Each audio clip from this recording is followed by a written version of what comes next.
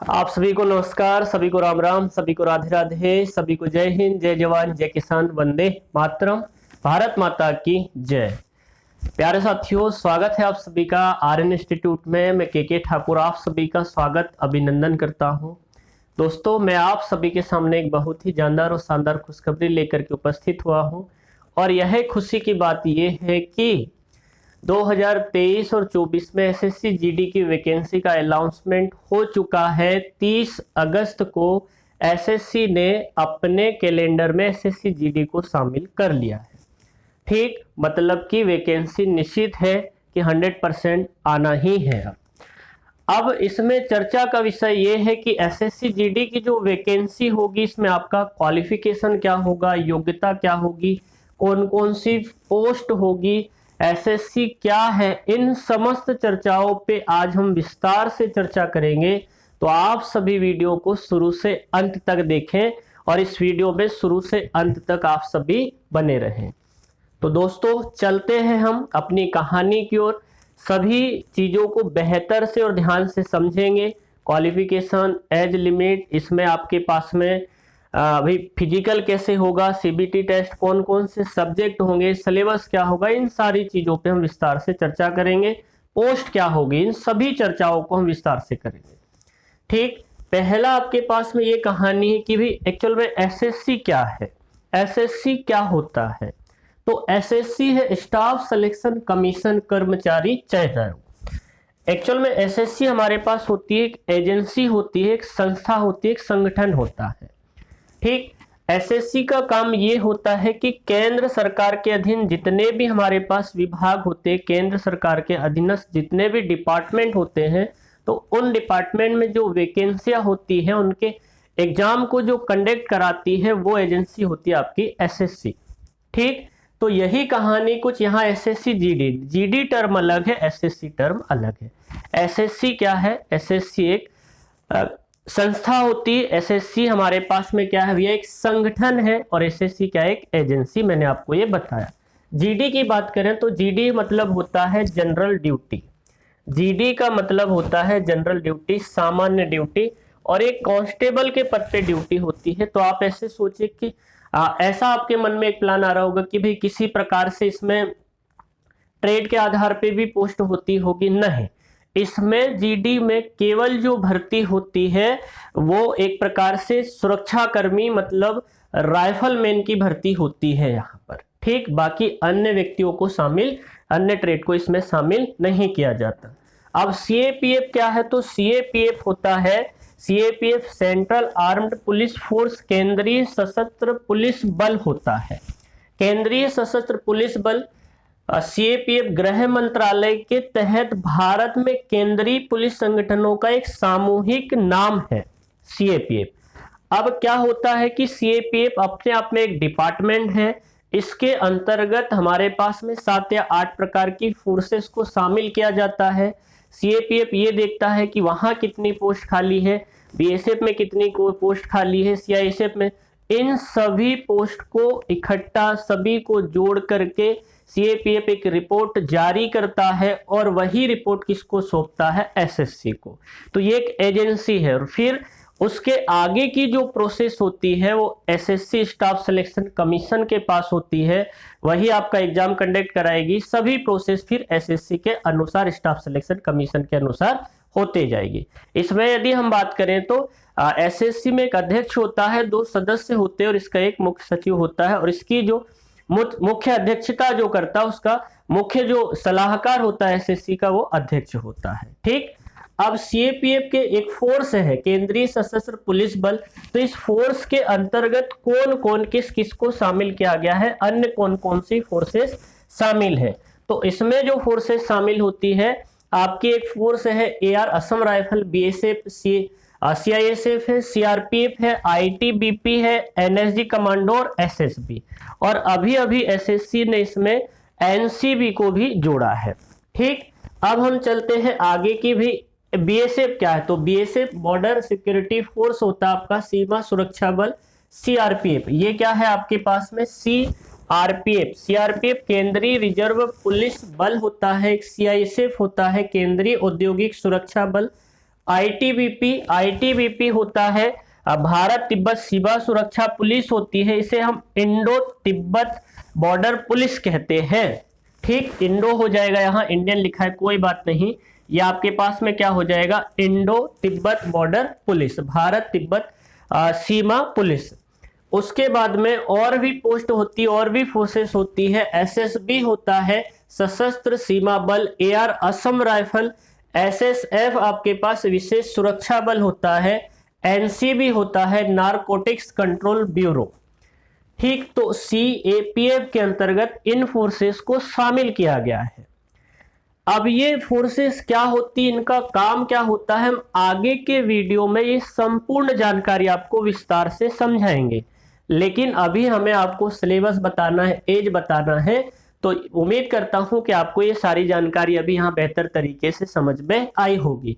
SSC GD का qualification, शैक्षणिक योग्यता, तो एसएससी जीडी की जो शैक्षणिक योग्यता होती है वो अभ्यर्थी उम्मीदवार केवल आपके पास 10वीं पास आउट होना चाहिए। 10वीं के बाद 12वीं है तो भी चलेगा, लेकिन 10वीं से नीचे की क्लास क्वालिफिकेशन यदि मार्कशीट है तो आप फॉर्म फिल नहीं कर सकते। कम से कम आपके पास योग्यता 10वीं पास आउट की होना चाहिए। आगे की बात करें तो इसमें एज लिमिट क्या है, तो एज लिमिट की बात करें तो इस वैकेंसी में आपके पास जो एज लिमिट है 23-24 के अनुसार, तो 18 से 23 वर्ष की बात है। कितना भैया, 18 से 23 वर्ष जनरल और ईडब्ल्यूएस के लिए 18 से 23 वर्ष जो कैंडिडेट है। 18 से 26 वर्ष केवल ओबीसी का कैंडिडेट आपके पास 18 से 26 वर्ष के बीच में है तो वो फॉर्म अप्लाई कर सकता है। 18 से 28 वर्ष की एज होना चाहिए एसटी और एससी कैटेगरी के उम्मीदवारों के लिए। आपकी जो उम्र की जो गणना होगी वो 1 अगस्त 2023 से इस गणना की शुरुआत होगी। ठीक, यदि बात करें तो ओबीसी भी 23 साल है, लेकिन 3 साल का आपके पास इसमें उम्र में रिलैक्सेशन है। आपके पास में 3 साल उम्र आपके पास में क्या भी है, यहाँ अधिक है। ठीक, 3 साल का आपके पास उम्र में रिलैक्सेशन। यहाँ आपके पास 5 साल की छूट है एसटी एससी कैटेगरी के कैंडिडेट जो उम्मीदवार होंगे उनके लिए, और ओबीसी के उम्मीदवार के लिए 3 साल की विशेष छूट है।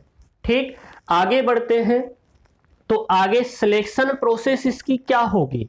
एसएससी जीडी की सिलेक्शन प्रोसेस की यदि बात करें तो सीबीटी एग्जाम होगा, कंप्यूटर पर आधारित आपका टेस्ट होगा पहले। उसके बाद दूसरी जो प्रोसेस होगी फिजिकल होगा, इसमें पीएचटी एंड पीईटी होगा। पीएचटी आपके पास फिजिकल स्टैंडर्ड टेस्ट होता है, पीईटी आपके पास फिजिकल एफिशिएंसी टेस्ट होता है, और लास्ट जो प्रोसेस होगी उसमें आपका मेडिकल होगा सर। आरएमई भी आप ले सकते हैं। आरएमई मतलब आपके पास री मेडिकल रिव्यू मेडिकल आप ले सकते हैं कि भैया यदि हम हमारे मेडिकल से संतुष्ट नहीं है तो आप उनसे कह सकते हैं कि आप हमें री मेडिकल दीजिए, हम दोबारा चेकअप कराना चाहते हैं, तो आपको इसमें री मेडिकल भी मिल जाएगा। ठीक, अब इसमें प्रोसेस क्या क्या होगी, तो सीबीटी एग्जाम में आपके पास 4 सब्जेक्ट होंगे। पहला आपके जीके होगा, फिर मैथ्स होगा, फिर रीजनिंग होगा, इंग्लिश एंड हिंदी। ये आपके पास ऑप्शनल होते हैं, आप हिंदी ले सकते हैं या इंग्लिश ले सकते हैं, 2 में से कोई एक सब्जेक्ट आप ले सकते हैं, ये आपके पास ऑप्शनल होते हैं। ठीक, जीके के 20 क्वेश्चन होंगे, मैथ्स के भी 20, रीजनिंग के 20, ऐसे करके इंग्लिश या हिंदी कोई एक आप ऑप्शनल उसमें से लेंगे तो उसके भी 20 क्वेश्चन, टोटल 80 क्वेश्चन होंगे। और एक जो क्वेश्चन होता है सर, एक जो क्वेश्चन होता है वो आपके पास 2 नंबर का एक क्वेश्चन होता है। ठीक, ऐसे करके टोटल आपके पास पेपर जो बनेगा, आपका जो एग्जाम होगा 80 नंबर का होगा, और टोटल आपके पास जो नंबर हो मतलब 80 क्वेश्चन का होगा। ठीक, 80 क्वेश्चन रहेंगे और जो टोटल नंबर होंगे उसमें 160 नंबर होंगे। एक क्वेश्चन कितने नंबर का रहेगा, 2 नंबर का। मेरिट की बात करें तो मेरिट आपके पास में सीबीटी एग्जाम के आधार पे ही बनेगी। फिजिकल का इसमें कोई आपके पास नंबर नहीं होता है, केवल फिजिकल आपका क्वालिफाई होना चाहिए, बस यही अनिवार्य है।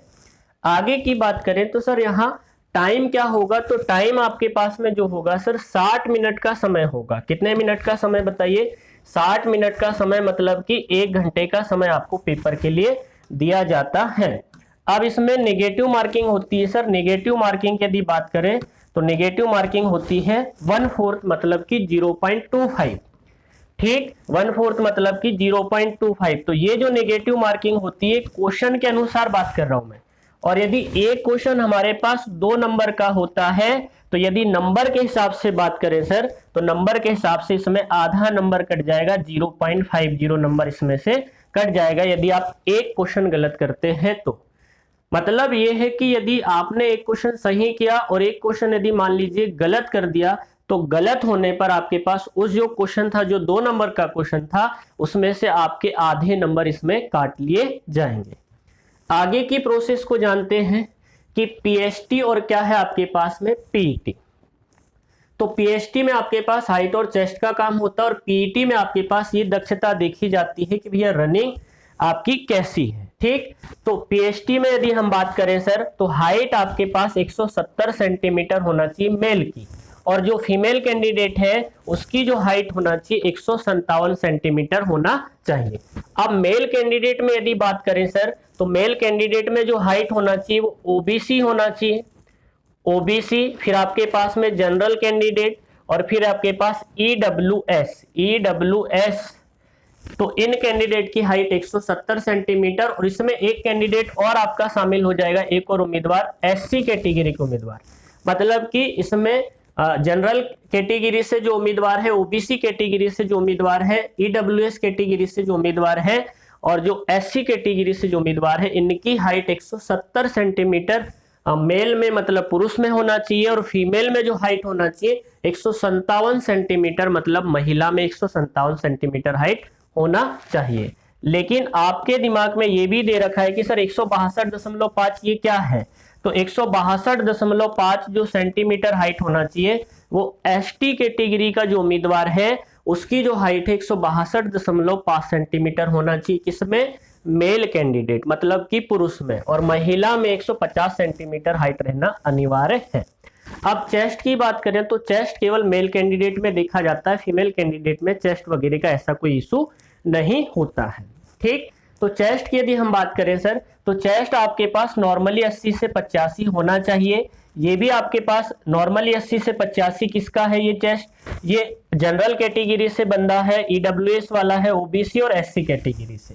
ठीक, ये जो चेस्ट है आपके पास 76 से 81 के बीच होना चाहिए, और ये 76 से 81 के बीच में जो चेस्ट होना चाहिए एसटी कैटेगरी का जो बंदा है उसका चेस्ट है, उसकी जो छाती है वो 76 से 81 होना चाहिए। अब नॉर्मली कैसे चर्चाएं करते हैं कि जो 80 है आपके पास बिना फुलाए आपकी छाती या सीना 80 सेंटीमीटर होना चाहिए, और आपको 5 सेंटीमीटर इसको फुलाना होगा। ऐसे करके फुलाते ना, ऐसे करके, तो 5 सेंटीमीटर आपको फुलाना पड़ेगा भैया। ठीक है, अब आपके मन में ये विचार आ रहा है कि सर हमारा पहले से ही तो और नॉर्मल जो सीना था वो 86 इंच का था। कितने का था बताइए, 86 इंच का। तो भैया 86 इंच आपका नॉर्मल सीना है, उसके बाद आपको 5 सेंटीमीटर आपको फुलाना पड़ेगा।